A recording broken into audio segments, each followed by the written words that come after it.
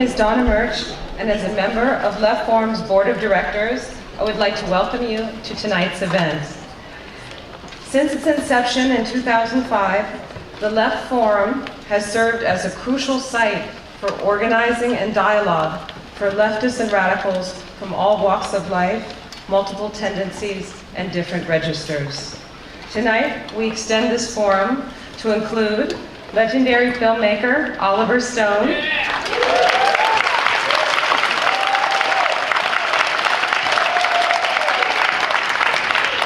and his co-author and collaborator, Peter Kuznick.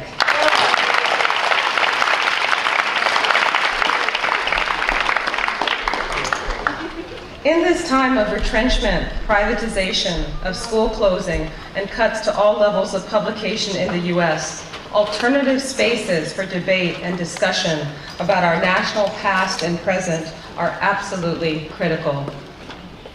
Tonight's dialogue between Bill Fletcher Jr., former head of Trans-Africa, filmmaker Oliver Stone,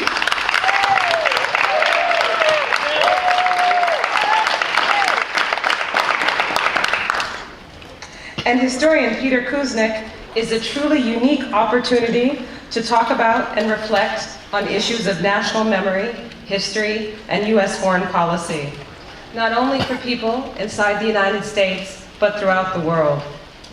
I come to this event as a historian of the Black Panther Party and of radical black social movements of the 1960s and 1970s. One of the things that the Black Panther Party did that was remarkable was its ability to generate its own media and thereby to intervene in national debates about both repressive domestic and foreign policy of the U.S. And it is precisely this ability to not only generate ideas, but to capture the imaginations of large numbers of people and get them to rethink questions of our own shared past as citizens of the U.S. that is the precondition for how to change the present. In thinking about the significance of Oliver Stone's The Untold History of the United States, I'm struck by its importance in doing precisely that. Film is a uniquely powerful medium for disseminating ideas and broadening the domain of what can be said. Indeed, it has the power to help change national memory. In the past and present, this has been used both for progressive and regressive political projects. For the latter, we might think of D.W. Griffith's film, Birth of a Nation. As America's first feature film, it played a crucial role in cementing and mobilizing national agreement on racial apartheid in the Jim Crow South.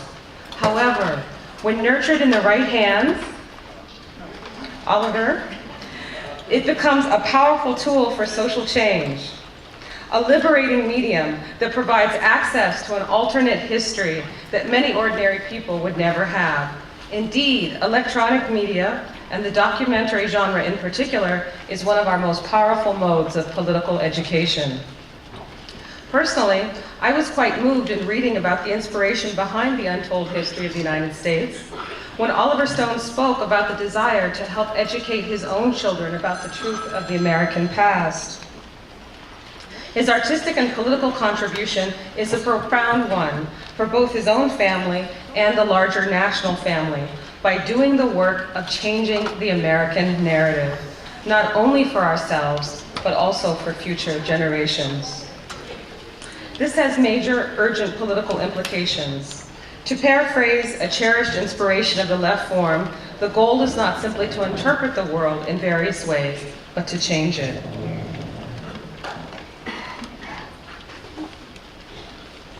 I would now like to shift gears and talk about the logistics of tonight's event.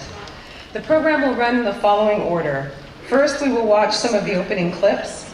Then Bill Fletcher Jr. will interview Oliver Stone and Peter Kuznick, and we'll have clips shown in between. And finally, we'll open it up to you, the audience, for Q&A. Now I'd like to introduce Bill Fletcher Jr. Excuse me, could you perhaps, using that microphone, let people know perhaps in overflow rooms that there is still room? Yes. Okay. There is overflow rooms. There's room available in overflow rooms still. So. Oh, here. Oh, there's room down here. Oh, I get it. I'm sorry. The reverse. If you're in the overflow room, please come down. There's room down here.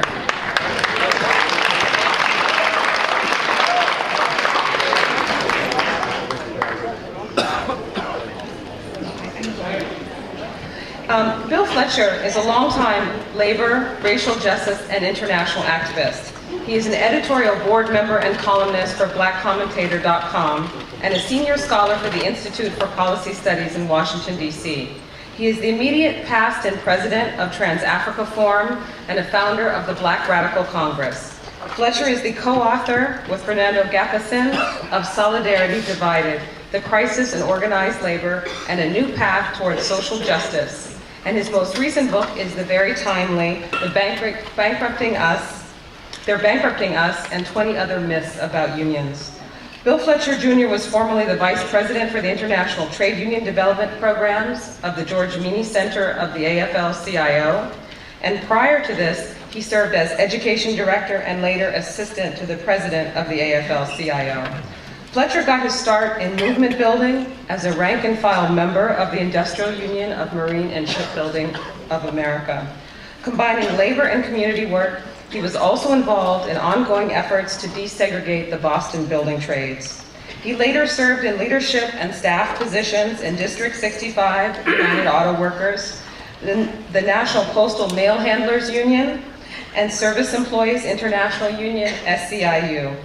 Fletcher is a graduate of Harvard University and has authored numerous articles and speaks widely on domestic and international topics, racial justice, and labor issues. Next, Greg Wilpert will introduce our two guests of honor, Oliver Stone and Peter Kuznick. Greg Wilpert is a longtime Latin American solidarity activist and political sociologist who first got to know Oliver Stone through the 2010 film South of the Border, a documentary about Venezuela's President Hugo Chavez and other leftist leaders of Latin America. Greg became involved in the documentary because of his work on Venezuela, where he lived between 2000 and 2008. Subsequently, he published a book, Changing Venezuela by Taking Power, and launched the website venezuelaanalysis.com. By bringing together the Left Forum, Oliver Stone, and Peter Kuznick, he played a crucial role in making tonight's event possible.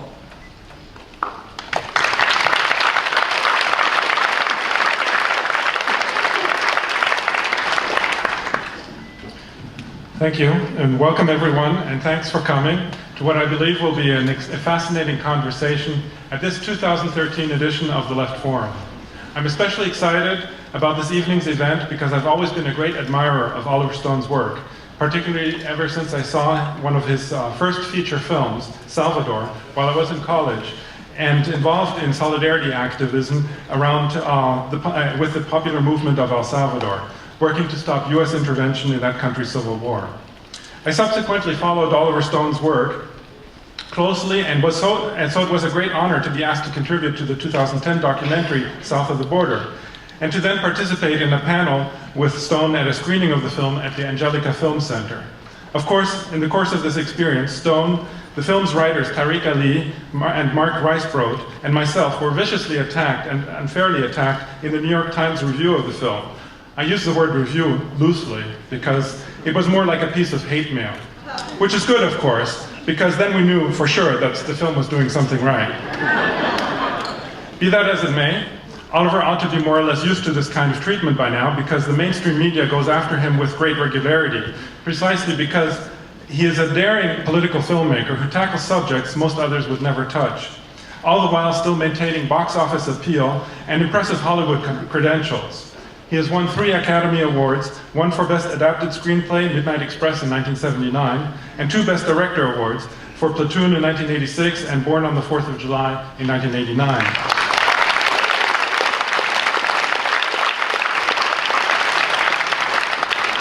More than that, he is regularly listed among the top 50 English-language film directors of all time, and is usually the only truly political filmmaker on these lists. By political filmmaker, I mean that he takes up controversial political subjects and historical topics and pushes us to think about these events in new ways, at least for those of us who haven't already made up their minds. But he is also a compelling storyteller and dramatist, and thus also someone who manages to get people interested in topics that they normally might not care about. Still, his films are not the typical Hollywood fare. Platoon, for example, depicted war, particularly the Vietnam War, in its crudest but also most realistic form, in a way that it had never before been presented up until then. Salvador, despite its relatively unappealing protagonist, shows the far greater ugliness of US involvement in that country. Stone's perhaps most controversial film up to now, and perhaps the most critical of the US power elite, was JFK, which exposed the obscure machinations that manipulate the US political system in favor of the country's ruling class.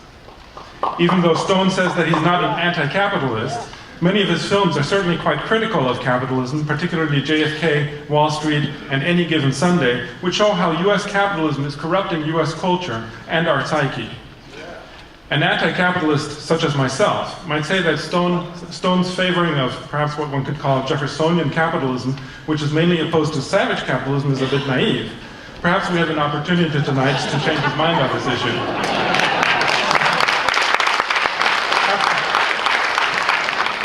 After all, the films Nixon and JFK stress the destructive nature of the role that the military-industrial complex plays in our society, and Stone's documentaries, particularly of Latin America's leftist leaders, show that he has respect for those who fight for anti-capitalist change. South of the Border and his 2004 film, Alexander, have something in common though, something that I greatly appreciate, but which many leftist friends of mine see with suspicion, and which is the transformative power of bold leadership. I don't mean to compare these vastly different historical figures, but Hugo Chavez and Evo Morales, for example, do have bold leadership in common with Alexander the Great, I think. Stone's most recent effort to insert himself into the national discourse about the role of the United States and its history is the monumental 10-part series and book, The Untold History of the United States, which he wrote and directed together with historian Peter Kuznick, who we are privileged to have with us here tonight as well. Peter Kuznick is professor of history at American University and is the author and co-author of several books on the history of the nuclear bomb and the Cold War. As a New York native, he received his PhD from Rutgers University in 1984. He was active in the civil rights and anti-Vietnam War movements and remains active in anti-war and nuclear abolition efforts. In 1995, he founded the American University's Nuclear Studies Institute, which he directs. And in 2003, Kuznick organized a group of scholars, writers, artists, clergy, and activists to protest the Smithsonian's celebratory display of the Enola Gay at the Smithsonian Air and Space Museum.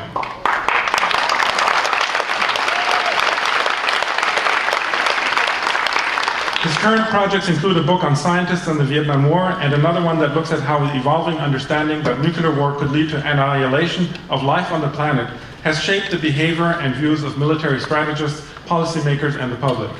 Kuznick and Stone got to know each other in 1996 through a course that Kuznick teaches at American University called Oliver Stone's America. Untold History, of course, is just as Stone's other projects, does not shy away from controversy, and in the process presents a perspective on US history that is radically different from one that most US Americans normally learn in high school. That is, this is a perspective that takes the plight of the victims of US history seriously and undermines US mythology about its past, precisely in the hope that a more honest approach to US history would help create a more positive and a more consciously democratic future. Hopefully, social studies classes around the United States will use this documentary from now on in their classes in school.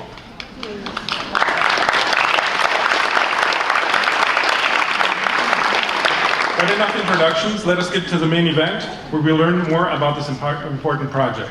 I thus turn over the floor again to Donna Murch. Thank you.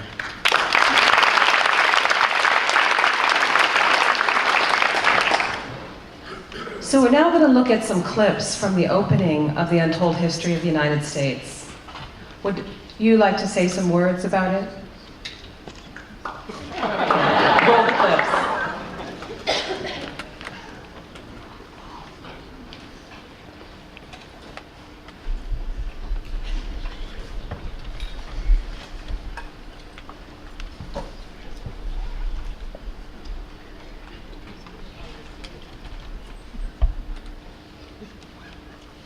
Hello, I'm Oliver Stone. When I was a young boy growing up in New York City, I thought I received a good education.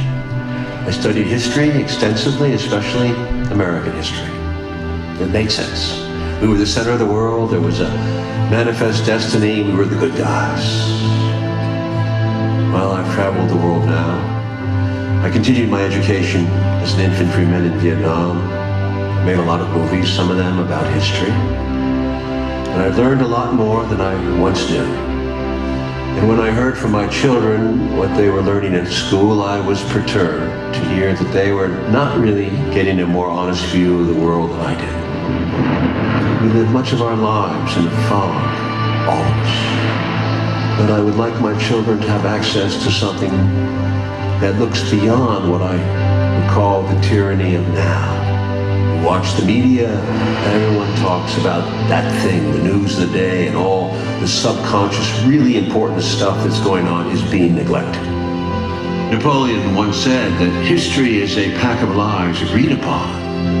Well, I'm not sure I agree. I believe history does have a meaning, does have a purpose, and there is a pattern to be found. And I wanted, with my colleagues, rather than make another feature film, to tell the American story in a way that has never been told before. There are many questions that you may not find answered here, but you will find questions raised that I hope will help make you more conscious. We are going to propose, among other things, a forgotten set of heroes. People who suffered for their beliefs and who have been lost to history because they did not conform. And we are going to debunk some of those heroes that you believe in, not with malice, but by restating the facts. Unless we remind ourselves of the good that we have lost, it's not easy to imagine a better future. By showing you the patterns of behavior which have come to be that you perhaps have not noticed before, we will try to bring you back to the meaning of this country and what's so radically changed after World War II. There have been some profound mistakes, but we still have a chance, I strongly believe, to correct them.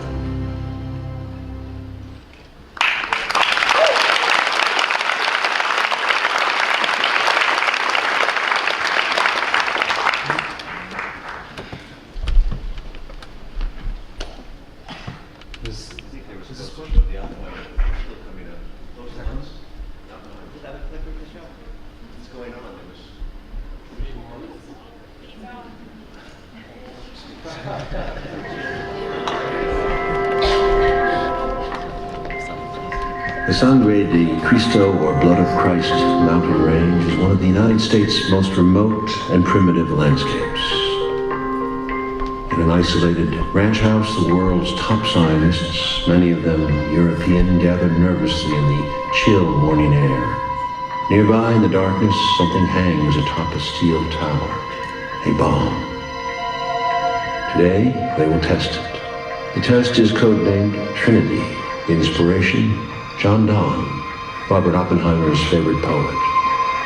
One of the premier scientists of his age, Oppenheimer loved literature in the desert of the Southwest. He was a peaceful man who just happened to have created and coordinated the most destructive weapon in all history. Only a few miles away, the project's military commander, Brigadier General Leslie Groves, is a man responsible for building the War Department's gigantic new headquarters in Virginia, known as the Pentagon. He doesn't like relying on unreliable civilian scientists. His career is on the line. Here it is, General Groves. Who told you? That's the first time I've seen it. If you don't mind, I wish you'd hold that under it, because after all, there's about $50 million in that test. The automatic controls got it now. Rob, this time the stakes are really high. It's going to work all right, Robert, and I'm sure we'll never be sorry for it. In 40 seconds, we'll know. In the last few minutes, general silence is observed as the countdown begins. 10, 9, 8, 7, 6, 5, 4, 3, 2, 1. At 5:29 and 45 seconds, the bomb detonates.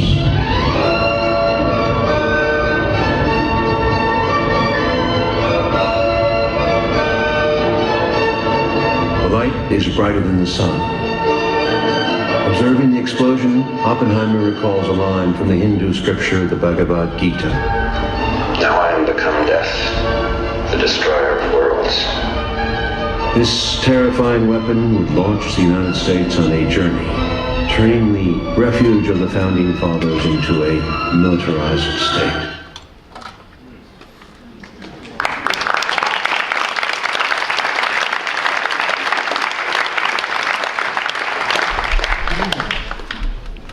Good evening, everyone. No, it's not. And you're all fired. Oliver, Peter, good evening. When I saw this documentary, I was sitting at home with my wife, and my mouth dropped. And I said, Candace, this is like on mainstream television? Am I missing something? And what inspired this? I mean, where did this documentary come from? Should I go, Peter? Yeah, I grew up conservative and I grew up Republican. My father was on Wall Street, and I went to Vietnam in the belief they were fighting communists. So I'm probably a little bit different from most of you. And Peter was protesting the nuclear bomb way back in the 50s probably, and then he was protesting the Vietnam War. So I reached a place in my life, to make a long story short, Greg Wilbur just summed it up very nicely, but when I did Salvador, when I went to Central America with Boyle in the 1980s, I was, let's say I became progressively enlightened after my experience in Vietnam, but I was seeing Vietnam redux. I was seeing the same behavior. The desire to repress the poor, the reform candidates, the labor, teachers, nuns. It was Reagan's policy supporting the dictators there and the death squads that started to happen in Salvador and Honduras, and the Contra and Guatemala, of course, and the Contra War against Nicaragua. It was Vietnam redux, and I saw the whole thing, and I said, "Wow, I got to do something more in my life than make movies like Midnight Express and Scarface." So basically, I took another tack, and I did Salvador, which made very little money and very little, but it made some impact. And I found out that America's interest in Latin America is very minimal. Americans don't go to movies about it. That's just a fact, documentary or fiction. But I made it anyway, and I'm very happy with the result. Very proud of that film. But then I kept. We can talk more about Latin America later in your questions. But just brief, I kept trying to make progressive films, and I got more and more with Vietnam, Wall Street, JFK, Nixon. I got more and more research done in my life. I met more and more people, and obviously you evolve. So my life is really about evolution. And I reached this place when George Bush was in office for that second four-year term, when I was just had enough. It was up to here. I said, I can't go on making only movies, because I know too much now. I've seen too much in my lifetime. I grew up under the atomic bomb, the shadow of it, which is where I wanted to start this thing. So I wanted to go back with the remainder of time and energy that I had left and really do a documentary, because I've been accused endlessly of distorting the truth in my dramatic histories. So I wanted to go back and do it documentary style, with fact checks, which we did 3 of, and put it all down from 1900 to now. We actually have 12 hours, which is going to come out on DVD in October. But this is a story of the mask coming off. And this is the way I see it. And Peter sees it, because Peter and I have been friends since 1996. And he told me, I was very fascinated by the atomic bomb, the real story, because I'd always accepted the cop-out that the United States had to drop the bomb, that World War II ended triumphantly because we dropped the bomb, etc. So Peter told me this incredible story about not just the bomb, but the origins of that Henry Wallace story that seeds back to 1944. And you have to think about the possibilities if Wallace had been elected. Peter, you have a different political history. How did you engage in this? Well, my history is the opposite of Oliver's. I come from a come from a New York Jewish left-wing family. Became very active in civil rights when I joined the active civil rights movement when I was 12 years old. Became active in the Vietnam anti-war movement in high school. So I was an activist from the very beginning. And I never lost that activist edge. What I did is I turned it to some extent into my scholarship and into my teaching. So the ideas that Oliver and I are showing, I like to see this as a confluence between his work and my work. Because I see, when I decided in 1996 to teach a new course called Oliver Stone's America, I saw back at that point some of the kinds of messages that I wanted to emphasize in my teaching. When I could show that clip from JFK, the Donald Sutherland monologue there, that's brilliant. And that opened up for me a whole new understanding of documentary filmmaking, but also feature filmmaking, that Oliver could convey that much information, that much radical information in an enormously popular, successful movie like JFK. So it looked to me like that was a possibility that I hadn't reckoned with before. And then in films like Wall Street, you say that Oliver is not anti-capitalist in that sense, but the critique he has in Wall Street of American capitalism is really very profound. And it feeds into a lot of what the Occupy movement says, and a lot of what those of us who are democratic socialists believe about the economy. And I saw Oliver's films. Salvador does the same thing. These are radical critiques of American society. So even though Oliver says he wasn't there yet himself intellectually, he was clearly moving in that direction, as I was, because this is what I was teaching for 25 years.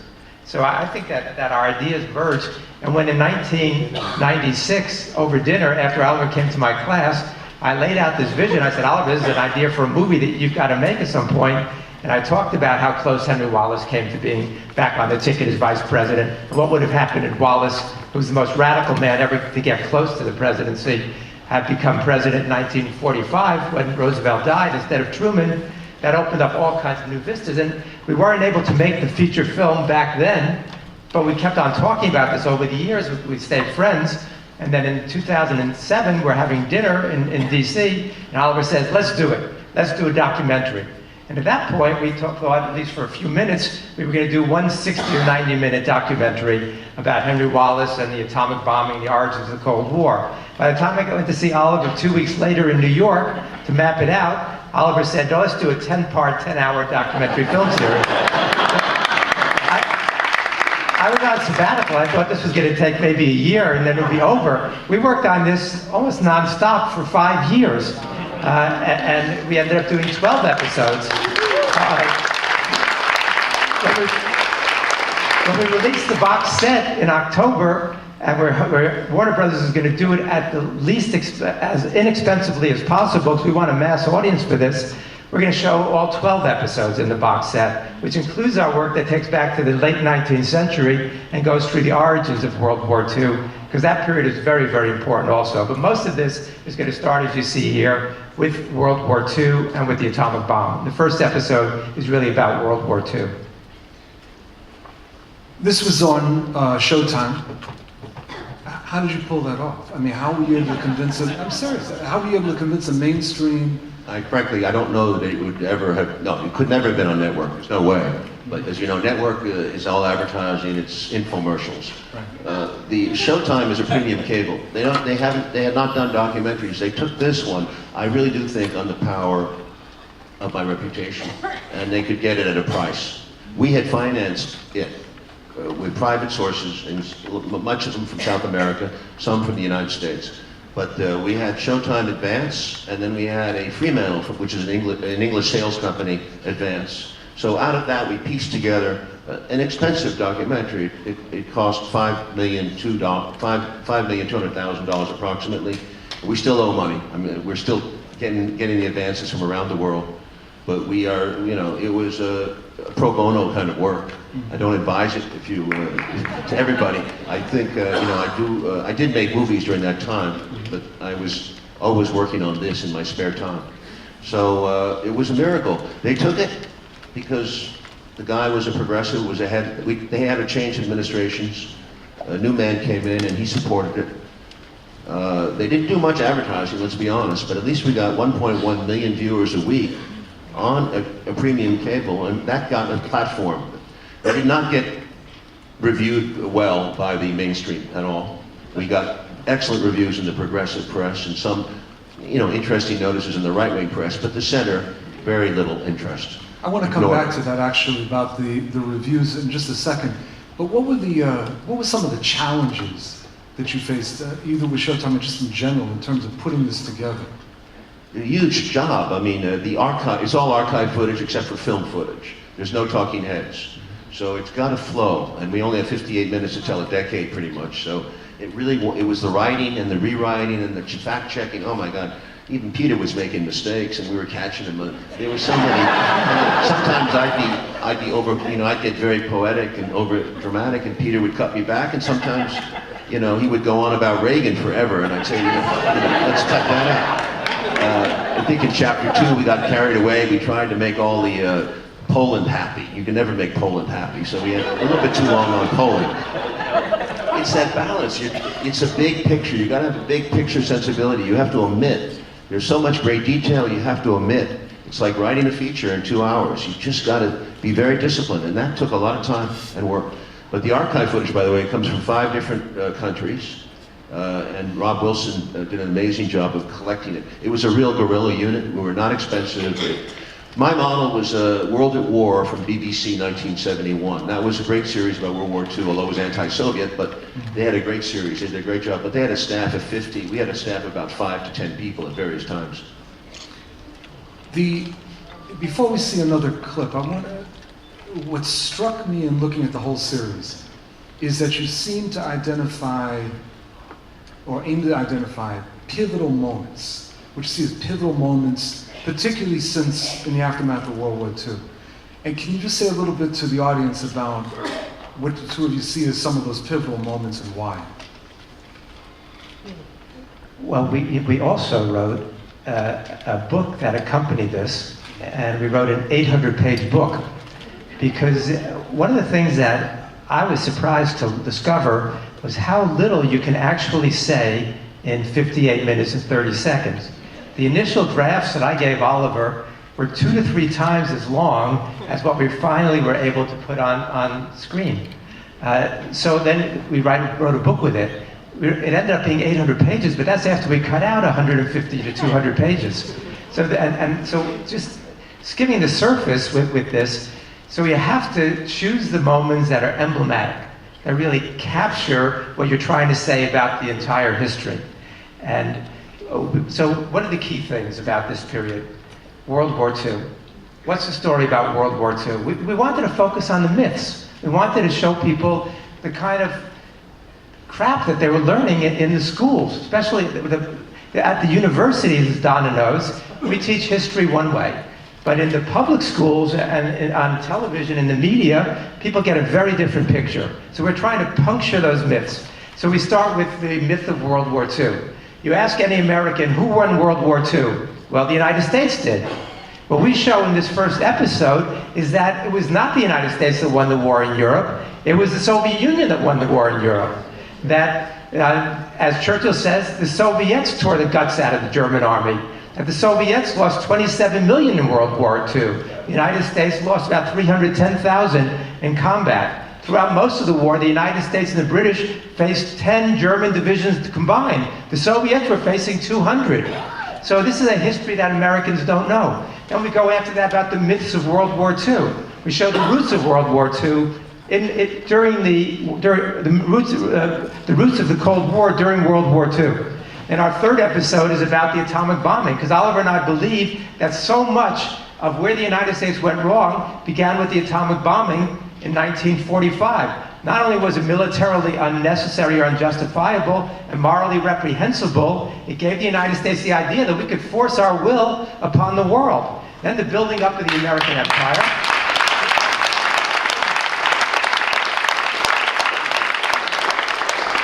Then we show the Cold War in the earliest period. Then we show the Eisenhower period, because the myth about Eisenhower, if you ask people what they know about Eisenhower, they'll say the military industrial complex speech. Nonsense. That's not who Eisenhower was. Eisenhower was the person who built the military-industrial complex, as we can discuss later. I don't want to tell the whole story, but we chose the moments that we thought were both the most clouded in mythology and that were most central to the building of the American empire. Because our goal was to tell the history of the American empire and the history of the national security state from the late 19th century to Obama yesterday.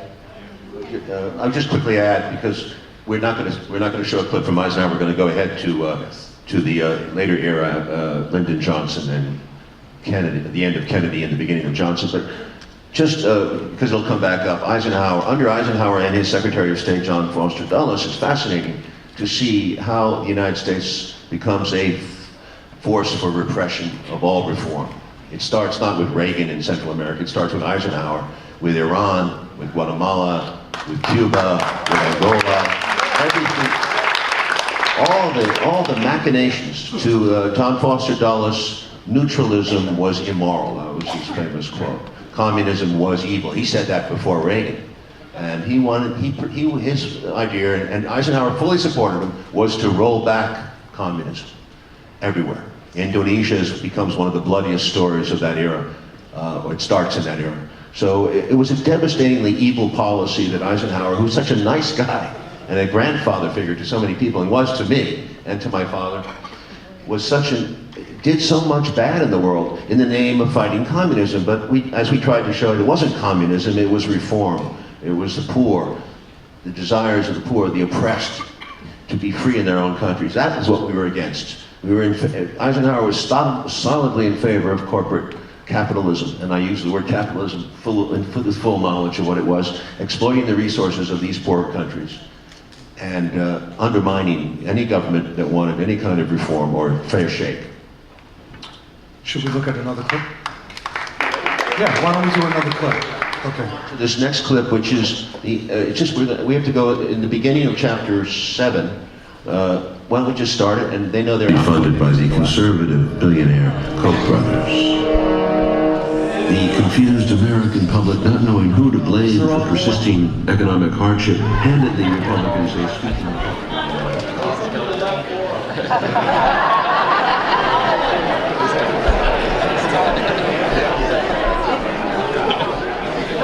fired. We were doing so well.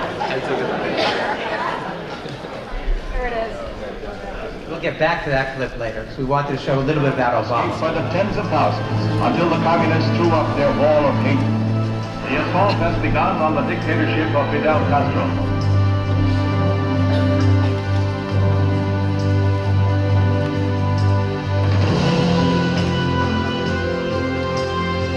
This generation of Americans has already had enough, more than enough, of war and hate and oppression. As I have walked among the desperate, rejected,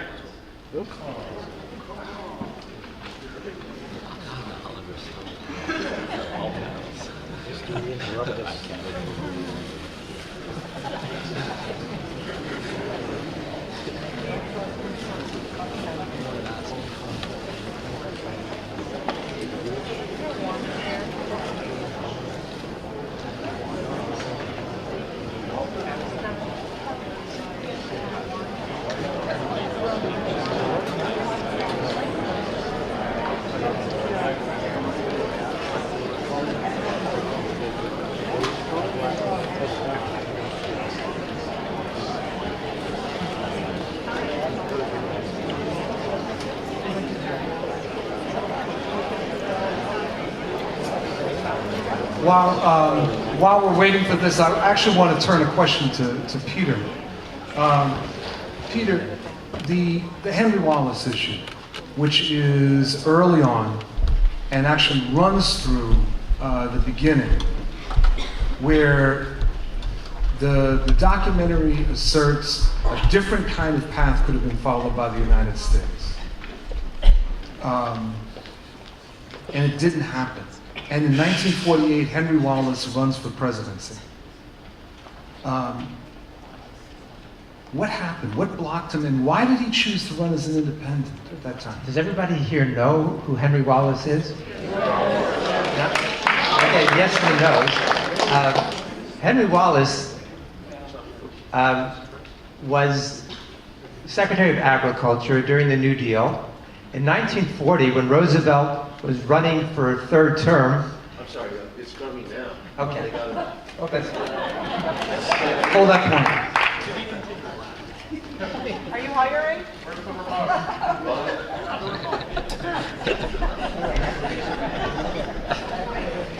Let us never fear to negotiate. East Germans escaped by the tens of thousands until the communists threw up their wall of hate. The assault has begun on the dictatorship of Fidel Castro.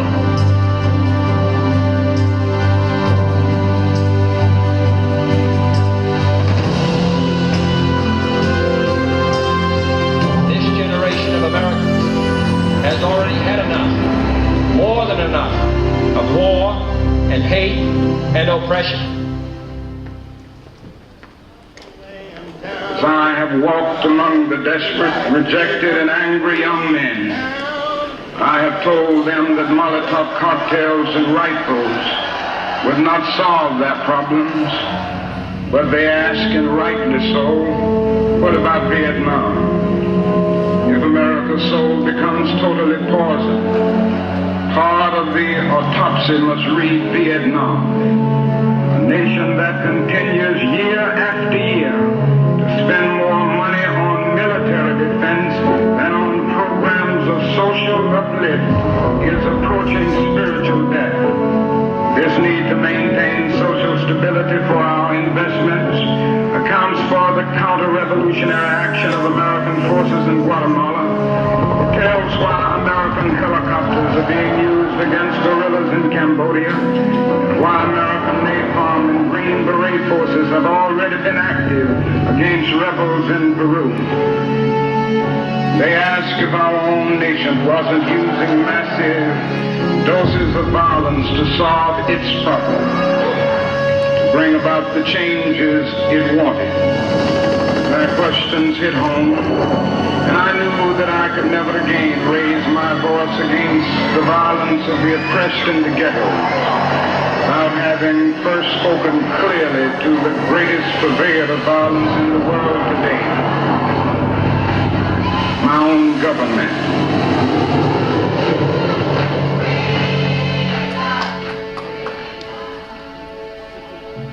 2 days into office, on the Sunday, the day before John Kennedy was buried, Lyndon Johnson met with his military advisors and said he was not going to lose Vietnam. He never agreed with Kennedy's memorandum to withdraw, and 2 days later he issued a new memo signaling the U.S. would be taking a more hands-on approach.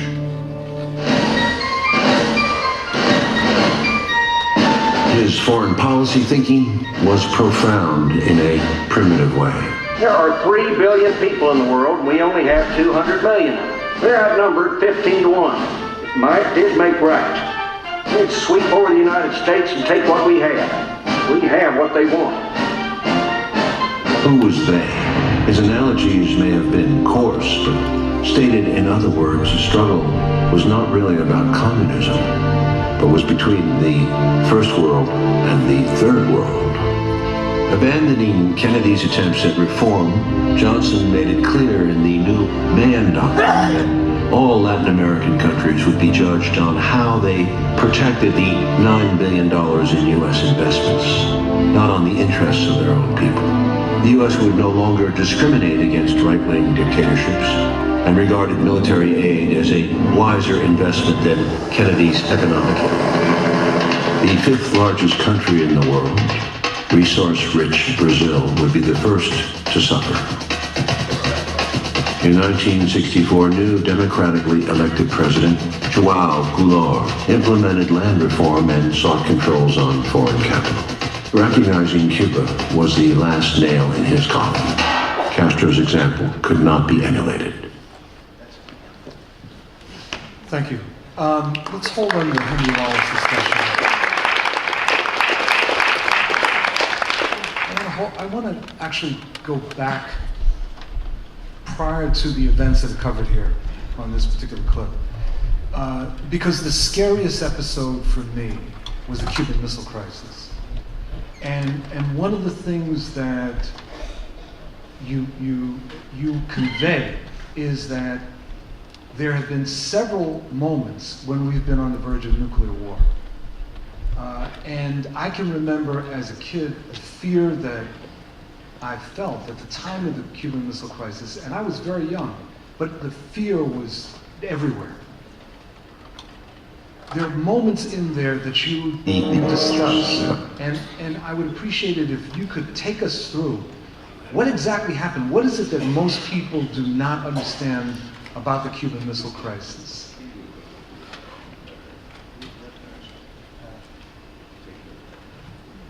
The Cuban Missile Crisis, people have a sense how close we came to actual war, but they don't really know the details of it, which we've been finding out lately from some of the documents that have been released. And the scariest moment, which Schlesinger said was not only the scariest moment of this crisis, but the scariest moment in all human history, was when U.S. ships were dropping depth charges on a Soviet submarine that was approaching the blockade line, and the power went out in the Soviet submarine. The carbon dioxide was rising. The sailors were fainting. The officers were fainting, passing out. The chief officer says, the war must have started already. We're going down here doing somersaults. We should launch our nuclear torpedo. The Americans had no idea that they had nuclear weapons on this submarine that we were knocking out down there. So they gave the order to launch. Fortunately, the sub-commander talked him out of launching. Had he not talked him out of launching, then, and his name was Arkhipov, this man named Arkhipov, who was unknown to history, single-handedly prevented nuclear war from starting that day. Had they launched, the United States would have retaliated with nuclear weapons, and much of the world as we know it probably wouldn't be here now. So that was about the scariest moment, but that was not known to the public. Even what was known to the public, the pressure on Kennedy to invade Cuba was enormous. The entirety of his Joint Chiefs of Staff were pushing him to do it. All of his advisors were pushing him to do it. Even people like Sorensen and Robert at one point were encouraging a U.S. surgical strike followed by an invasion. Had we done that, we were completely ignorant of what was going on there. We didn't know that the weapons were there, that they were installed, that they were ready to launch. We didn't know where they were. We didn't know how many there were. And what we really didn't know was that there were battlefield nuclear weapons, 100 battlefield nuclear weapons also. Initially, McNamara said we would lose maybe 1,800 people. Then when he found out some more of the details, that there were 3 times as many armed Cubans and 4 times as many armed Russian Soviet soldiers there, then he said we would have lost 25,000 people in an invasion.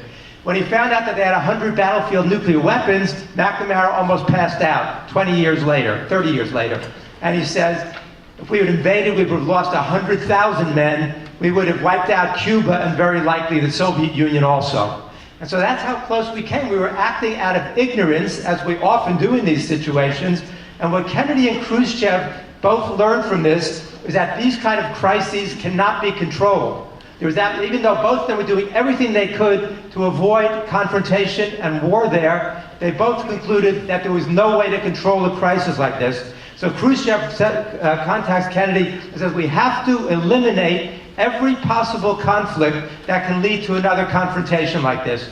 And Kennedy and Khrushchev, from 1962, late 1962, through Kennedy's assassination, did everything they could both to roll back on all of these crises and to end the Cold War. So our interpretation of Kennedy in the last year is very different than the Kennedy who in the 1950s as a senator and the Kennedy the first 2 years of his administration when he remained a Cold War hawk. But Kennedy learned something that most American presidents, like Barack Obama, have not learned. How dangerous this situation is and the folly of this kind of confrontation when you've got people armed to the teeth in this kind of world. Hello, Rebecca.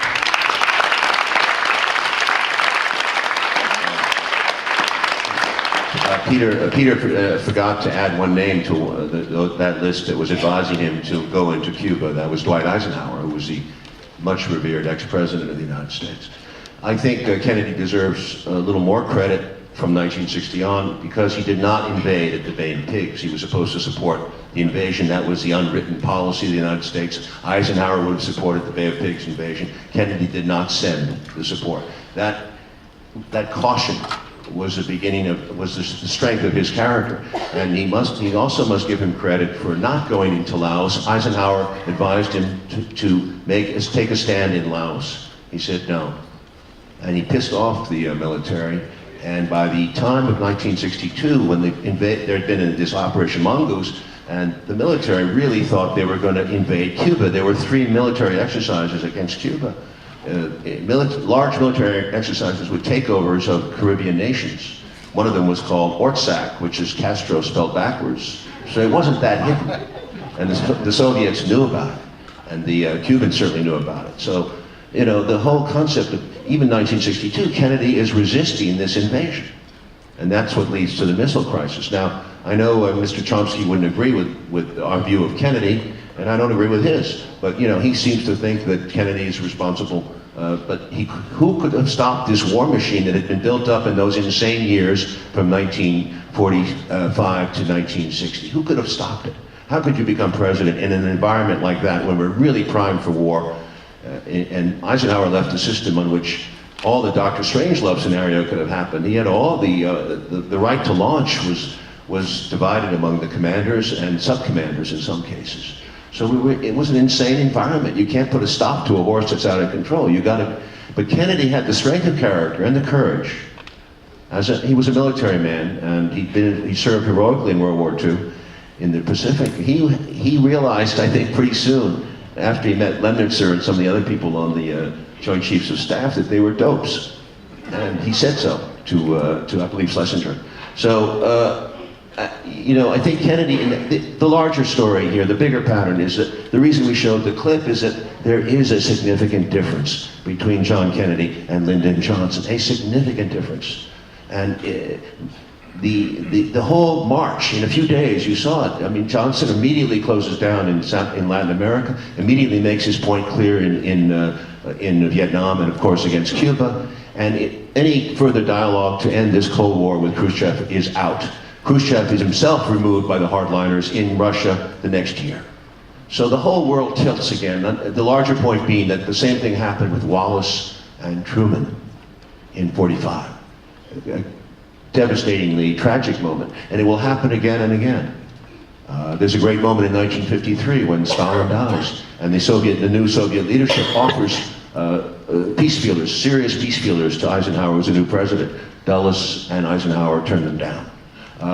It'll happen again and again. The curve of the ball will break differently. History has shown us that. And it happens, but that gives me hope. It may be sad, yes, we lost those opportunities. Gorbachev comes along and offers these great opportunities in the 80s. 86, and then again with Bush, in the Bush Senior in 89. Bush blows it, man. He really blows it. It's an ugly story. We should get into it later. But these opportunities will come again, and that's what gives me hope. Let me just ask one follow-up. The sense in watching the documentary is that a significant section of the military actually believed that they could win a nuclear war. Is that your conclusion? Well, we know that's the case up to a certain point. Not only did they know they could win a nuclear war, because we had intelligence. Mm-hmm. That's why when the Soviets launched Sputnik in 1957, Eisenhower wasn't phased at all. He went out and played 5 rounds of golf that week to show that he wasn't at all upset by that. Most Americans thought, well, that means they can launch an intercontinental ballistic missile, and we're vulnerable. Eisenhower knew that wasn't true because of the U-2 flights, which were top secret, so he couldn't tell why he knew that that wasn't true. But he knew that the Soviets were behind us in every way. Kennedy didn't know that. Kennedy ran on the basis of the missile gap. Kennedy said, Eisenhower has let us down, and we're behind the Soviets in all these ways.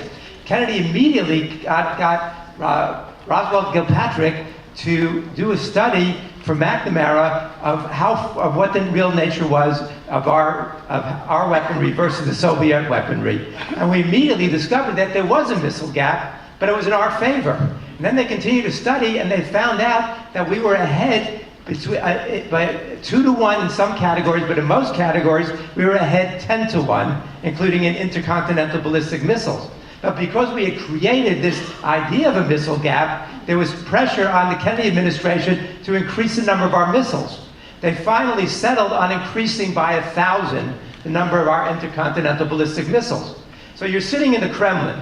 You know the Americans are already ahead 10-1 in weaponry at that point, and you see that the Americans are going to double what they already have. What did that mean to the leaders in the Kremlin? That meant to them that the United States was preparing for a first strike to wipe out the Soviet Union. That's why, a big part of why they put those missiles into Cuba, for two reasons. One was to offset the American advantage in terms of the real missile gap, and the other was to protect Castro, because they knew that they knew that the United States was about to invade Cuba, which they were. And so Khrushchev gambled. And it's the same scenario as in Dr. Strangelove, as we show, where he made one mistake, and it's the same mistake that they make in Dr. Strangelove. He didn't announce that the missiles were there. Had Khrushchev announced that the missiles were there and that the battlefield nuclear weapons were there, not only could the United States have no longer invaded Cuba, but could no longer have attacked Cuba either. But he didn't announce it. They were waiting for November 7th for the anniversary of the Russian Revolution as a big surprise announcement. And it's in the middle of that that the United States sees the missiles in Cuba and the whole crisis evolves. I want to jump, before we see, I think, the final clip, I want to jump to this issue of some of your critics. I mean, there's many, many more things that I'd love to cover about the documentary. But I was reading some of the criticisms, and harsh is an understatement. You have been vilified by liberals. I mean, I expected the ultra-right, but there's a whole segment of the liberal community that has attacked the documentary and the book. And by the way, if you have this book is really a tremendous book. When I read it, as a history buff, I thought I'd go through it very quickly, and I just kept finding amazing facts, incredibly well written. These attacks, they range from that this is an unpatriotic documentary. There are challenges to you on the facts that were indicated in some of these. Oliver, you mentioned in the beginning that there was fact-checking. One of the things that I came across was suggesting that quotes weren't used properly. So one of the quotes that was mentioned was some senator who said that, if the Russians looked like they were getting ready to lose World War II, they'd support the Russians. If the Germans looked like they were ready to lose, they should support the Germans. And they said that you didn't properly put the entire quote in there. So I'm just wondering, how you responded to these kinds of criticisms? Well, the senator you're mentioning was a senator named Harry Truman, a senator from Missouri who said that. I've heard of him, actually. But, I mean, that's what he said. I don't know what what it says at the end is that, but under no conditions should the Germans be allowed to win, right? And so... and his point was, let's kill off as many Russians and as many Germans as possible. Mm-hmm. That's what Truman said. Yeah, so we use that because we want to show that Truman's anti-Sovietism was deeply ingrained by the time he becomes president. Truman vacillated in the first year a little bit about whether or not the Soviets could be friends or enemies, because Wallace was Secretary of Commerce and was in his ear constantly telling him, don't make enemies of the Soviet Union, look at the world through the Soviet eyes, look at the world the way it looks to them, and then you'll empathize with their situation. And Truman did listen to that, but he finally takes the advice of Harriman and Jimmy Burns and Forrestal and the hardline Cold Warriors rather than that. And the British are very important in that regard. And Anthony Eden later was very critical of Truman, saying that he broke so completely with Roosevelt's policies. But the issue you're raising is an interesting one to us, because we also anticipated getting slammed by the right-wingers, which we have, and we expect to be. But there was another kind of attack, and those were from the Cold War liberals. Now, the Cold War, the main person was a historian named Sean Wilentz. Sean Wilentz wrote a book called The Age of Reagan. In that, he has 167 pages on Ronald Reagan. Of those 167 pages, he's got 2 pages that deal with Reagan's atrocities in Central America. We have 41 pages on Reagan in our book. We have 8 pages of Reagan's atrocities in Central America. He neglects to mention the genocide in Guatemala. I mean, for us, the heart of Reagan's policies was the cruelty, the brutality, the massacres, the genocide, supporting right-wing governments, overthrowing left-wing governments in Central America, as well as the stupidity of his involvement in Afghanistan and building up the Mujahideen and these fanatics who later blow back on us. And Iran. And Iran. So that's a very different perspective. But who was Sean Wilentz? He's a good historian of 19th century America. He wrote a good book about Jackson. But he doesn't understand this period very well, and he's a very strong supporter of Hillary Clinton. Now, Oliver and I are very big critics of Hillary Clinton. We think Hillary Clinton was one of the hawks who helped push Obama to the right as soon as she was in this administration.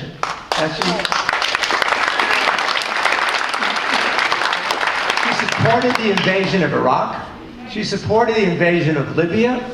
She was one of the people who refused to give Obama any options on Afghanistan and pushed him to triple the number of US troops in Afghanistan. When you look at her comments about the world and history, that same idea of American exceptionalism, which we take a lot of exception to American exceptionalism.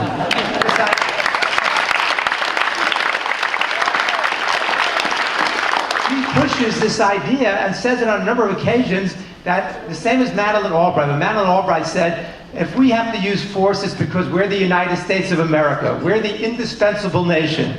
We stand taller and see farther than other countries. Hillary Clinton says the same thing. Obama has said the same thing also. This is a motif that runs throughout a certain view of America's role in the world, and we're very critical of that.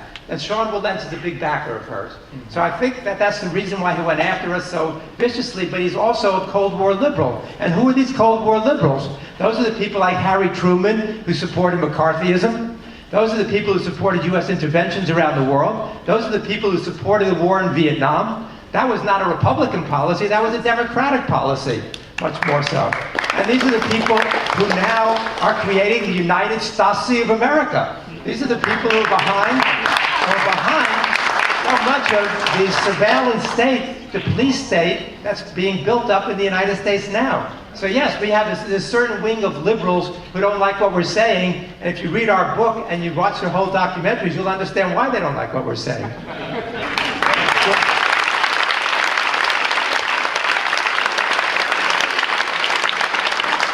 Let me push you on this. Stalin. One of the criticisms that is recurrent is that you allegedly paint Stalin as fairly rational. You undermine, or not undermine, underplay the purges and what happened after World War II. What is your sense? What happened? And I remember in the documentary that when Stalin finds out that Roosevelt had passed, that he was very upset, that he thought that Roosevelt was a good partner. But the attacks on you regarding this, that you really underplay Stalin and the kind of character that he was. I don't know if I can read this. It's a little small for me, but there's a great statement by Avril Harriman, the U.S. ambassador to the Soviet Union, who's one of the key proponents of the Cold War. And he says, it's hard for me to reconcile the courtesy and consideration that Stalin showed me personally with the ghastly cruelty of his wholesale liquidations. Others who did not know him personally see only the tyrant in Stalin. I saw the other side as well. The high intelligence, that fantastic grasp of detail, his shrewdness, his surprising human sensitivity that he was capable of showing. I found him better informed than Roosevelt, more realistic than Churchill, in some ways the most effective of the war leaders. For me, Stalin remains the most inscrutable and contradictory character I have ever known. That was Avril Harriman. What we do with Stalin here is we are very critical of Stalin. We are in some ways more critical than the right-wingers are, not only because of Stalin's crimes and atrocities in the Soviet Union, but because The Soviet Union has been an albatross around the necks of the left throughout the 20th century because of Stalin's crimes. So to those of us who are on the left, Stalin is even more anathema because of what he did to destroy the reputation of socialism. Which, now, we don't pull our punches. What we do is we give Stalin credit for having won the war in Europe during World War II. We show that as the Cold War was unfolding, the United States was the one who was initiating all of the worst things. Stalin's policy initially was not to create repressive Soviet-style dictatorships in Eastern Europe. Stalin's policy was to have friendly governments in Eastern Europe. It's not really until 47, 48, 3 years into the Cold War, that he puts these repressive governments in place. He knew this wasn't realistic. He said, socialism fits Poland like a saddle fits a cow. And in fact, if he had really been aggressive, he could have had revolutions in France after the war, in Italy after the war, in China after the war. As Churchill says, we made an agreement, Stalin and me, and I gave him Bulgaria and Romania, and he gave me Greece. And he never broke his promise to me. He always stuck to what he said. So Stalin, during this period, wanted to maintain friendly relations with the United States, partly because he wanted the reparations that we had promised, talking about $20 billion reparations figure, half of which would go to the Soviets. He desperately needed that to rebuild. The Soviet Union was devastated by World War II. Kennedy later says it's as if the entire United States east of Chicago had been wiped out, what the Soviets suffered. And so he wanted to rebuild his country. He wanted to have friendly relations with the United States. We go after that, but that's not the center of our story. We talk about Stalin's atrocities, but that's not the center of our story. The center of our story is the history of the American Empire. But if you see that, and you watch all of our episodes, there's no way to say that we were sympathetic to Stalin. In fact, we're harshly critical of Stalin. Do you want to look at the final? Okay. Yeah, partly Peter's referring to episodes, prologue A and B, which are coming out in the 12th set, because that is pre-World War II. We deal with the communism versus capitalism argument. We go back to the origins of the Russian Revolution and World War I, which is a mother of World War II, and how the United States invades as part of the 18 foreign armies, I think, went into Russia, in Siberia. And in the 1918, Woodrow Wilson sent troops to Russia. So the Russians from the beginning, viewed us as a capitalistic aggressor. And it was only Roosevelt established relations with the Soviet Union in 1933 only. So we had Roosevelt had a real alliance, a real partnership, the Grand Alliance it was called.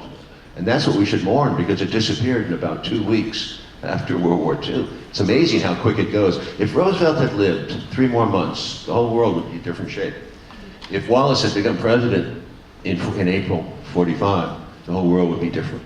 It's amazing how the curve of the ball breaks sometimes. That was pure bad luck, the way he died so quickly. Before we see this last clip, I want to ask you, I want to pursue this point that you're just making, Oliver. Because at different points you do highlight the role of certain individuals, Roosevelt, Wallace, etc. But my question is, are you putting too much on these individuals? I mean, in other words, I think that the record is fairly clear in terms of Wallace, what Henry Wallace stood for. But there are other factors that are at play when these individuals get into office. And had Wallace been elected president, or taken over as vice president, or been elected in '48, why should we believe that things would have fundamentally changed? I mean, what I wondered in watching this is one vicious country. This is a vicious country, and we know that in the 1930s there was a plot to overthrow Roosevelt, trying to enlist Smedley Butler and veterans. It seems to me that in the middle of the Cold War, something very similar could have happened. So, but in any case, I mean, what is it that leads you to believe that these individuals would ultimately have made that much of a difference in terms of where we ended up? Well, there's no way to know. You know, we can't say for sure what would have happened had Wallace become president instead of Truman. As we show, Wallace came extraordinarily close to getting to be back on the ticket as vice president in 1944. In fact, he was the second most popular man in America. Even though he called for the century of the common man, he called for worldwide people's revolution, he denounced America's fascists, who he said were those Wall Street interests, who think Wall Street comes first and the American people come second. Now we call them Democrats and Republicans. He had a very radical vision, but he was enormously popular because the country was more progressive then. We were fighting a war against fascism and German and Japanese militarism. Gallup released a poll on July 20th, 1944, the start of the Democratic Convention, that asked potential voters who they wanted on the ticket as vice president. 65% said they wanted Henry Wallace as vice president. 2% said they wanted Harry Truman. But the convention was stacked.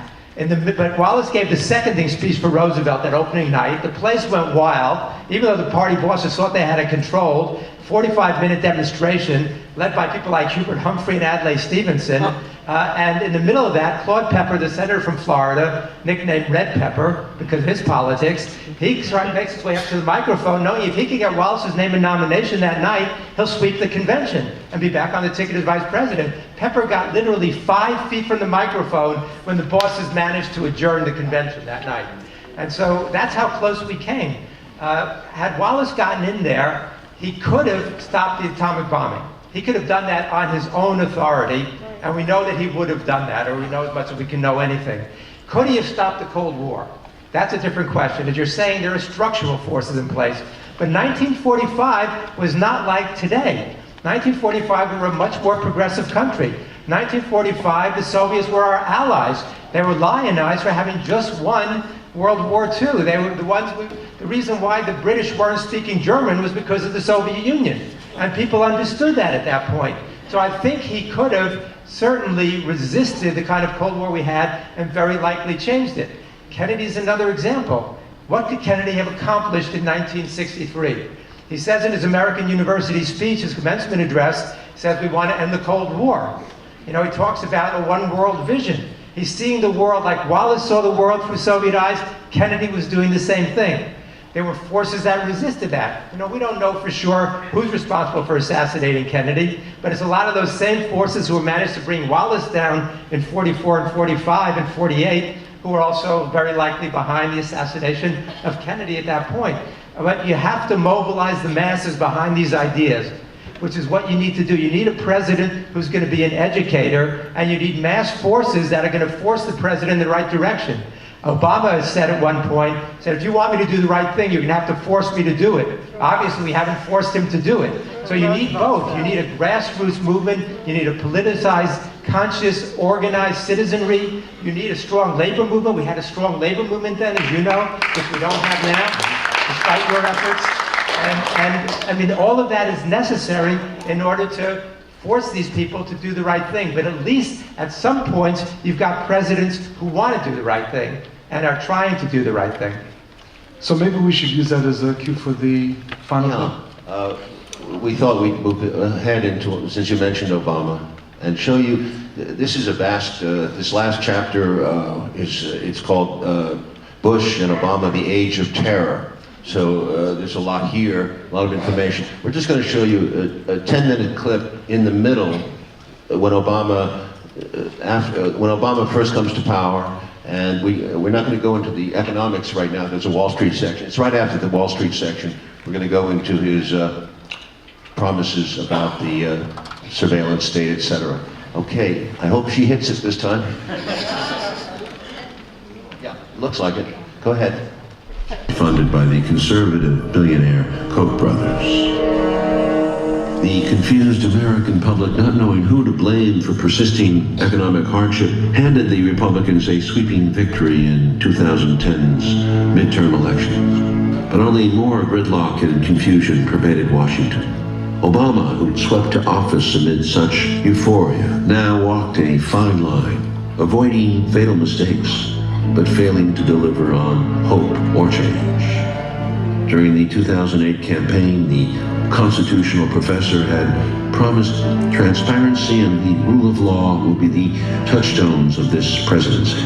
Yet, in office, he refused to relinquish the expanded powers usurped by the Bush administration. As a passive population continued to consent to being stripped in front of airport screeners, permit eavesdropping on their communications, and pay for vast new security programs.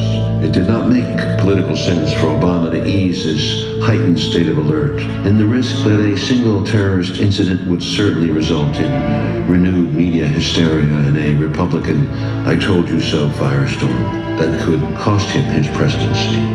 Ever in the middle of all this coming at you think maybe one term is enough? The one thing I'm clear about is that I'd rather be a really good one-term president than a mediocre two-term president. Instead of fighting for transparency, however, Obama became a far more effective manager of the national security state. Like Bush, he repeatedly invoked the state secrets privilege in lawsuits involving torture, extraordinary rendition, and illegal NSA eavesdropping. He blocked habeas corpus rights for enemy combatants, preserved military commissions, and authorized without due process the killing of a U.S. citizen in Yemen accused of having ties to Al-Qaeda. Obama stunned civil libertarians when he took Bush-era investigations to the next level and began prosecuting government whistleblowers and reporters using the World War I-era Espionage Act. Only 3 cases have been brought in 92 years. Obama initiated 6 cases of dubious merit, most defendants claiming to have exposed unlawful activity in the government. Most prominent was Bradley Manning, and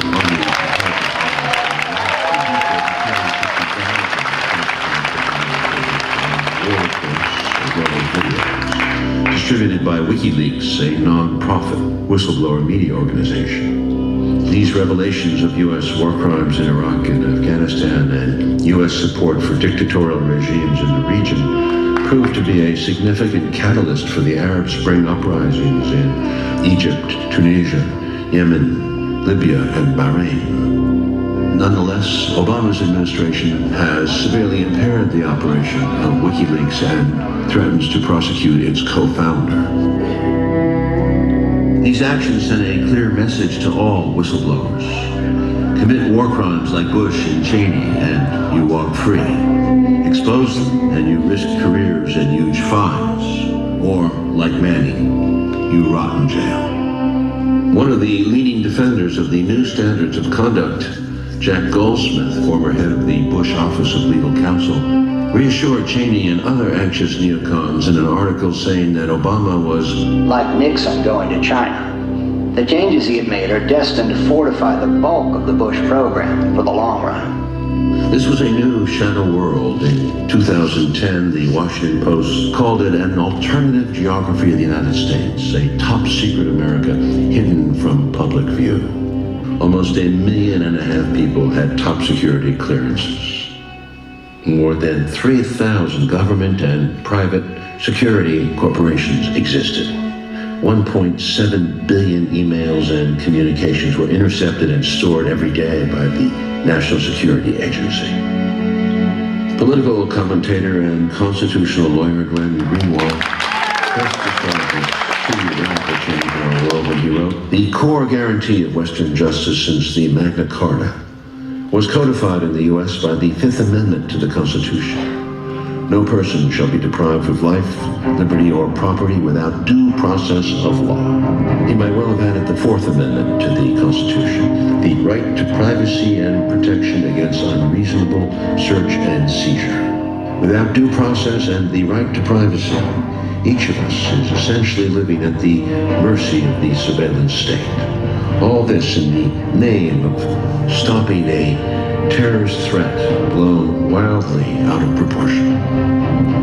Obama's foreign policy seemed more reasonable than Bush's, repudiating the unilateralism and preemption that had so outraged world opinion. But the goal, embracing U.S. global domination, differed little, and even the means were frustratingly similar.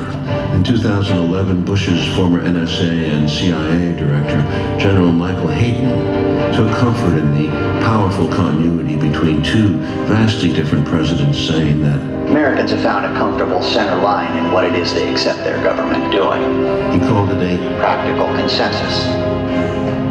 His own experience in foreign affairs limited, Obama surrounded himself with hawkish advisors. Among them, Bush holdover Secretary of Defense Robert Gates, a hardliner from the Bill Casey CIA era of the 80s. Hillary Clinton, as Secretary of State, was equally hawkish. In an early speech, Clinton presented a version of American history steeped in unvarnished triumphalism and historical amnesia. So let me say it clearly. The United States can, must, and will lead in this new century. The Third World War that so many feared never came. And many millions of people were lifted out of poverty and exercised their human rights for the first time. Those were the benefits of a global architecture forged over many years by American leaders from both political parties. It would be difficult to find and ask the millions killed over many decades of American interference in their countries what they thought. The people of Hiroshima and Nagasaki, the Philippines, Central America, Greece, Iran, Brazil, Cuba, Congo, Indonesia, Vietnam, Cambodia, Laos, Chile, East Timor, Iraq, and Afghanistan, among others. In Afghanistan, Obama, calling it a war of necessity, doubled down on Bush. Pressured in late 2009 into sending more troops, he wavered. He was told by a military advisor, "I don't see how you can defy your military chain here," meaning that his high command might resign in protest.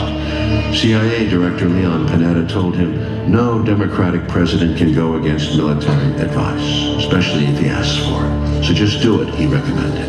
Do what they say. When it came down to his decision, Obama did not show the courage of a John Kennedy. In December, he announced another 30,000 troop increase to reach almost 100,000. About the same number the Soviets had deployed in their disastrous invasion of Afghanistan. He announced the troop increase at West Point, reminding the cadets that the U.S. had invaded Afghanistan because it had provided sanctuary for al-Qaeda. But he neglected to mention that most of the preparations for 9/11 took place not in Afghanistan, but in apartments in Germany and Spain and flight schools in the U.S. Or that only 50 to 100 of al-Qaeda's 300 cadre were actually left in Afghanistan, and that most were now in Pakistan, an ally. That the president waging two wars would receive the Nobel Peace Prize that same month was surreal in the first place.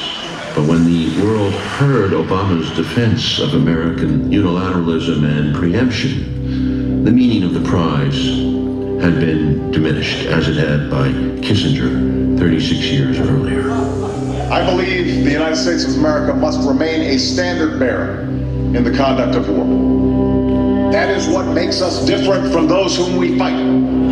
Obama feared getting bogged down in Afghanistan as Johnson had in Vietnam. What the backward, dirt-poor, overwhelmingly illiterate Afghans needed was economic aid, education, and social reform. The U.S. spent $110 billion on military programs in 2011, but only $2 billion for sustainable development.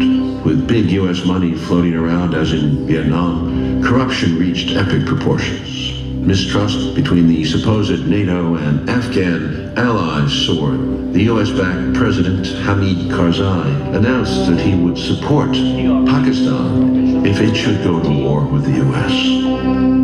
By 2012, Afghan soldiers and police were killing U.S. troops with such increasing regularity that the forces had to be increasingly separated. Meanwhile, bedraggled, demoralized U.S. forces left Iraq in December 2011. Almost 4,500 U.S. troops would not come home. More than 32,000 wounded, many of them severely. Iraqi death counts ranged from 150,000 to over 1 million. 2 million Iraqis fled the country. The irony was exquisite. and deposing the Sunni Hussein, the United States had turned the new Shiite-dominated Iraq into a valuable ally of Iran, which ended up the war's biggest winner. Bush officials had estimated the Iraq War to cost $50 to $60 billion. Rumsfeld had called anything above $100 billion baloney. By 2008, when Bush left office, the U.S. had spent some $700 billion on the war, not including long-term care for veterans. Economists project total long-term costs as high as $3 trillion. Obama welcomed the troops home at Fort Bragg, North Carolina, ensuring that the end of the war would be as dishonest as its beginning. But we're leaving behind a sovereign, stable, and self-reliant Iraq. Unlike the old empires, we don't make these sacrifices for territory or for resources. We do it because it's right. Never forget that you are part of an unbroken line of heroes spanning 2 centuries. To your grandparents and parents who faced down fascism and communism, delivered justice to those who attacked us on 9/11. Thus sanctioning, once again, Bush's lie about the connection of 9/11 to Iraq. The words were barely out of his mouth before Iraq was racked with a new series of deadly suicide bombings. To this day, Iraq teeters on the edge of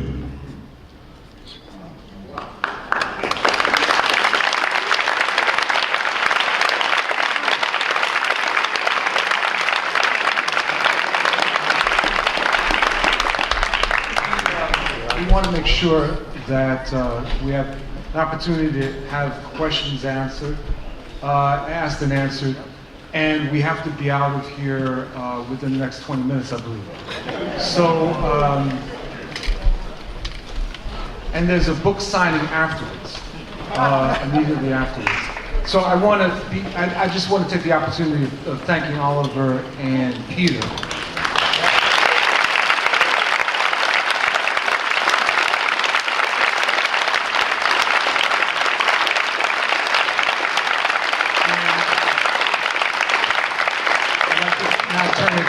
Over to Donna, and I think that there are questions already. Now we get a chance to open up the dialogue with you. So I'm incorporating as many questions as I have from your cards. So I'm going to take them several at a time. Okay, the first set of questions. What do your peers in Hollywood think?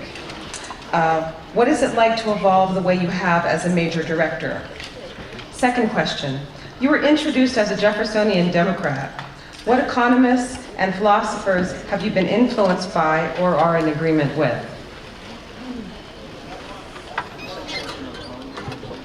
They're basically asking, how are your peers responding to your recent work? And also, can you talk about your evolution as a director?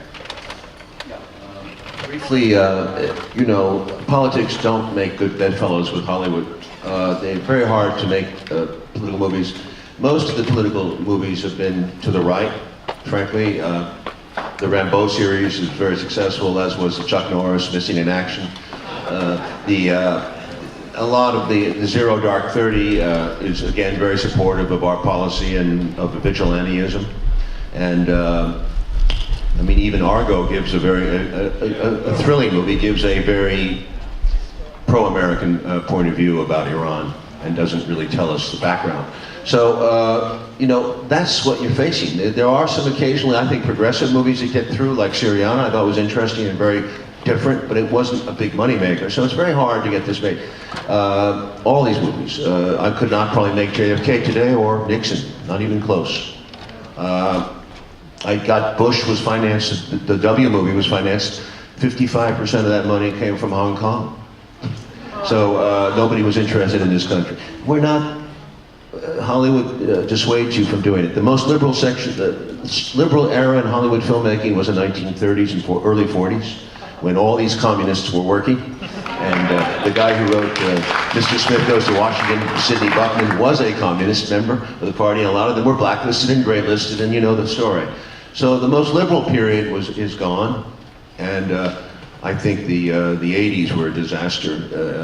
Platoon was a sort of and Born in the Fourth started to go the other way.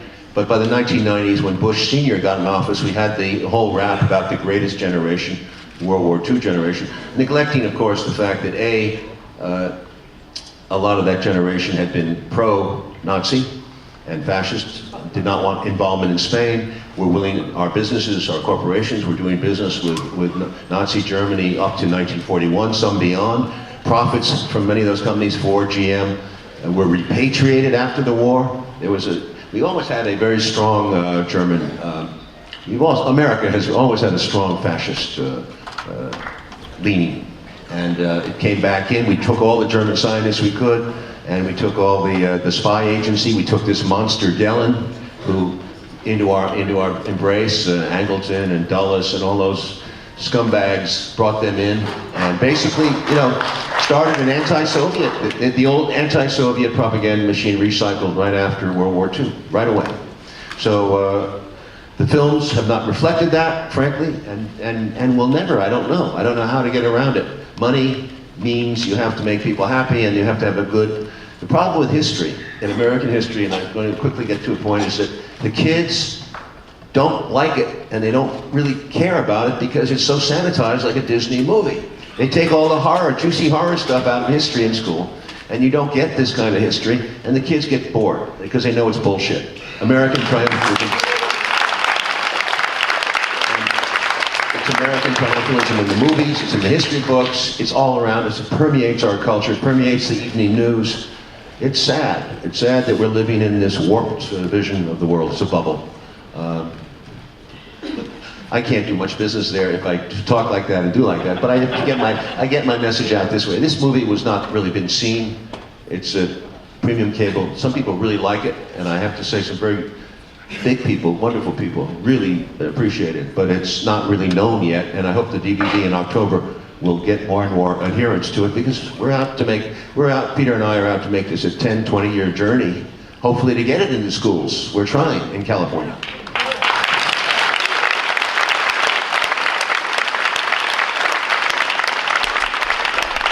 I was just going to follow that up quickly by saying, for those of us that work in the universities, the university can be a wonderful site for public screenings, and also having your local library order documentaries, which I do as often as I can. Okay. Olive Rutgers is a good university. Go Rutgers. We're fighting the good fight there. He was a Rutgers graduate. Scarlet Knights. Growing up as an American Indian in the Dinah Nation, I was very skeptical of American history, much as you said earlier. In your research and background for this series and films, what was the most intriguing or enlightening part of American history that you learned that you didn't know before?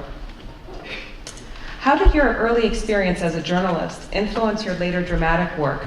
And what advice do you have for young journalists and filmmakers seeking to find a broader audience for their work in fiction film? And finally, were you influenced by Howard Zinn? I was, yes. I got to know him a bit in his later years, and I was very much admired him.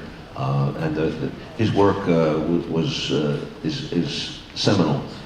Of course, he was supportive of our project, but he unfortunately never saw it to its completion. As to my influences, as I said, I gave you the earlier version of my life. My father, conservatism.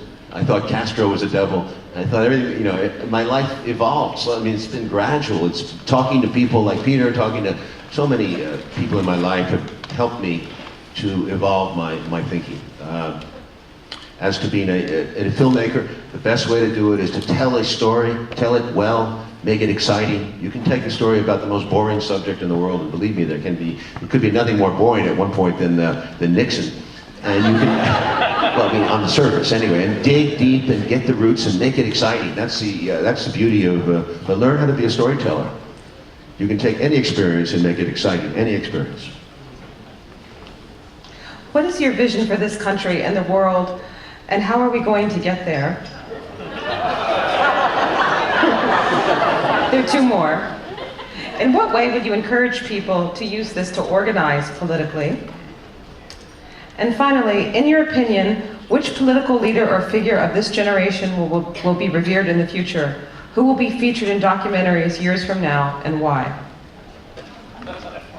someone in the audience perhaps will be watching this and will say, you know, I'm always trying to get to that next generation.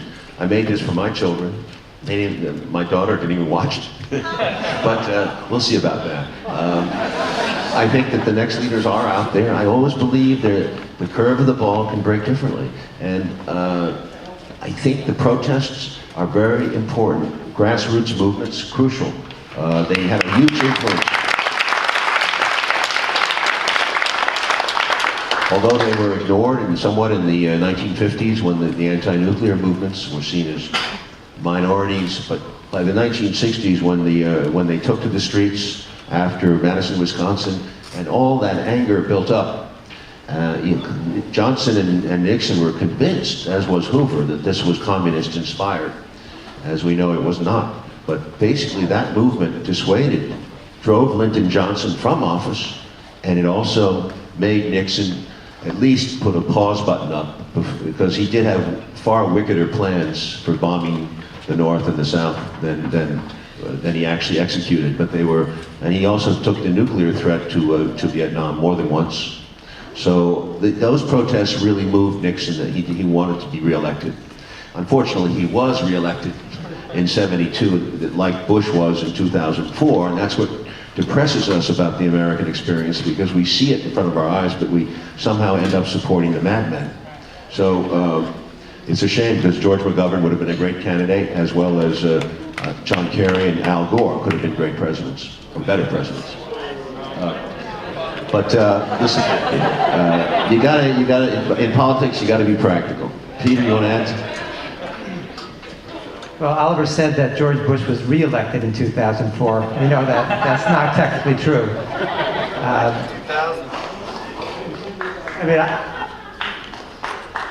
In terms of our vision and how this is going to be used, we see this as a tool for the movement. We saw this as providing the historical background for the Occupy movement. A lot of young activists, I've found, have little sense of history. And they don't understand the importance of history. They don't understand that each person is guided by his or her own understanding of history. That what people do when they act is based upon a certain view of history and a view of the past. And what we believe is that the constraints, the narrowness of one's view of history limit what one can think about in terms of future alternatives. So if people realize how close the United States has come to fundamentally different historical outcomes in the past, they might understand that the future could be fundamentally different also. Most people, the problem is, compared to the 1960s, there's very little sense of utopianism out there. There's very little belief that the world could be fundamentally different than it is. You got to be practical. And we got to be practical, and you have to also have a vision. You have to also have a sense of humanity. You have to also have the sense that the world, that people can relate to each other in fundamentally different ways than we're doing now. That we can share this planet and have a sense of what global warming means as we're slowly killing ourselves and killing future generations. That our people are capable of that kind of understanding and vision. And if they can see that in the past and have a different understanding of history, we're hoping that they'll be able to use that to create a very different future.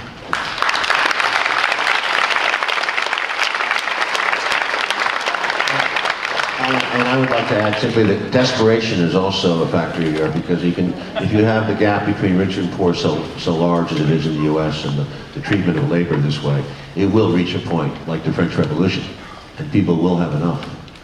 So. Another observation of mine from becoming a mini historian these last 5-6 years has been, it's just never goes the way you think it's going to go. In 1941, Nazi Germany was impregnable. They were taking over the world. No one could stop them. It was profound arrogance. When we went into Vietnam, it was with profound World War II generation arrogance. We'd won World War II. How could we be defeated by a, quoting Kissinger, a fourth-rate power? They defeated us with their spirit. We bombed the shit out of them. We killed them. 3.8 million of them died. Everyone knows the Holocaust figures were 6 million, but very few Americans know that 3.8 million Vietnamese died. They took enormous punishment, and they beat us with their spirit.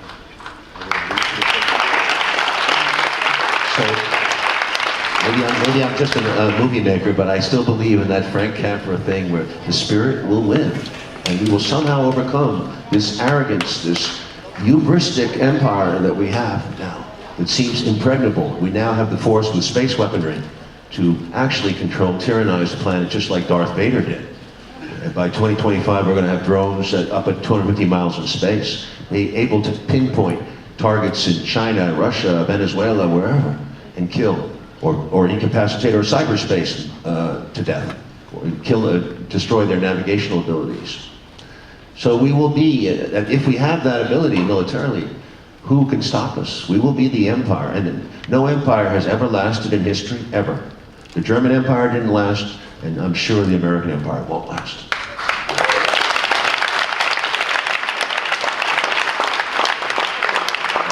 Let me just go on a little bit more what Oliver was saying, because the point is so important that you don't know what's going to happen at any moment. Who would have predicted that a 26-year-old street vendor killing himself in Tunisia would have triggered Arab Spring? Nobody would have guessed that. Who would have guessed that what's happening in Turkey now would have happened a few weeks ago? Nobody saw this coming. We had some idea of it because we were told about the responses that we're getting there. We knew that there's the undercurrent there of this kind of protest and anger. But Albert was saying this arrogance that Americans have. Let me tell one story by Larry Heinemann, who was a Vietnam vet, who wrote a novel called Paco's Story, which won the National Book Award in 1990. He went to a meeting in which he met a Professor Lien, who taught American literature at Hanoi University. And so he asked Professor Lien, what did you do during the war? And he said, well, first I went to Beijing to learn English. Then I went to Moscow University to study American literature. Then I went back to Hanoi, and then they sent me out to the Ho Chi Minh Trail, where I worked with the soldiers there, and I taught them American literature. And I taught them about Whitman, and about Hemingway, and Faulkner, and Fitzgerald, and Jack London. And he said that the Vietnamese soldiers carried translations of American literature in their packs while they were fighting during the war. And then he turned to Larry Heinemann and he said, and what Vietnamese literature did you soldiers read during the war? And Larry Heinemann says, I laughed so hard that the beer started to squirt out my nose. You know, so it's that kind of attitude. Americans, this colossal ignorance of the world, this kind of conceit and arrogance that's behind so much of these policies. But we don't know the effects of all these things that we're doing, that Michael Moore, that other people are doing, that the organizers are doing, the Occupy movement. This country could be a lot closer to exploding in a good way than we might realize.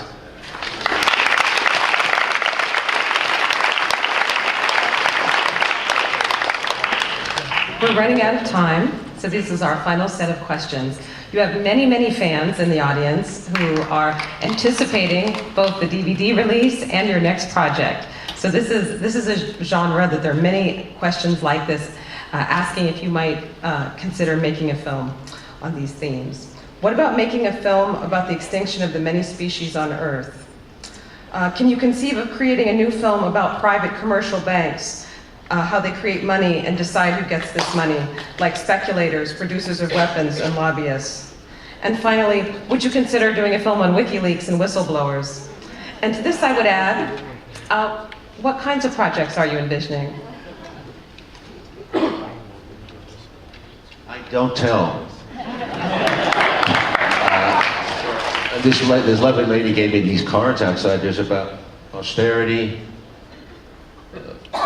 tar sands, Goldman Sachs, corporate personhood, healthcare, the military-industrial, the monetary system, NDAA, Monsanto, the prison industries complex, climate change, Wells Fargo, drone attacks, student debt, fracking, ALEC, A-L-E-C, Republicans at the White House, Walmart. You have to understand, I get this all the time. I mean, these are documentaries. You know, one thing I can vow to you is I will not do another documentary right now, because I got to make a feature, and I want to make it juicy and fun and exciting, and I hope you all come.